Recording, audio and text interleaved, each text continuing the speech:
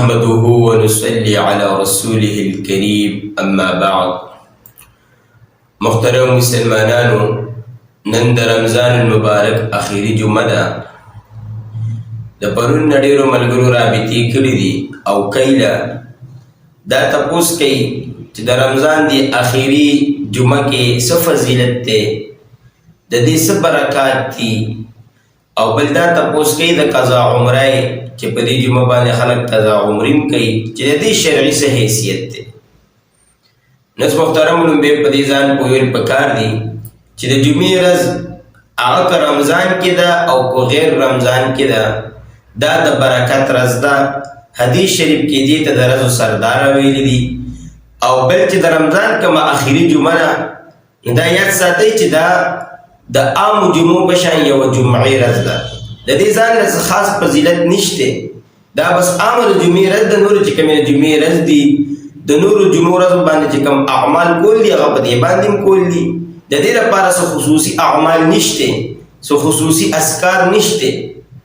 اوس چې خلکو کوم یو عبادت شروع کړل قضای عمري، نوم ورته ورکوي چې څلور رکعاته نفل دي او په یو خاص طریقې خلک کوي، یو خاص طریقې ولې ایجاد کړې ده چې په دې طریقې دا څلور رکعاته نفل وکړل، د دې په ذریعې سره به الله رب العزت د اویا او د اتیاو کالو قضا منځونه معاف کړي د دې څلور رکعاتو نفل د برکته. دا یاد ساتئ شریعت کې د دې هیڅ حقیقت نشته، احادیثو مبارکو کې د دې هیڅ حقیقت نشته. دا یو منګړت خبره ده، دا خلکو رضان نه جوړ کړی دی، بلکې زموږ علماء کرام ورته بدعت ویلي دي.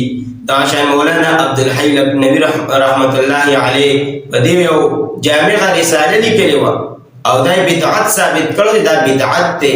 دا شان مولا علی قاری رحمت الله علیه چې یو لوی شارح دی د احادیثو، یو لوی محدث دی، هغه دې ته بې اصله خبره ویلې ده، منګړت ورته ویلې ده.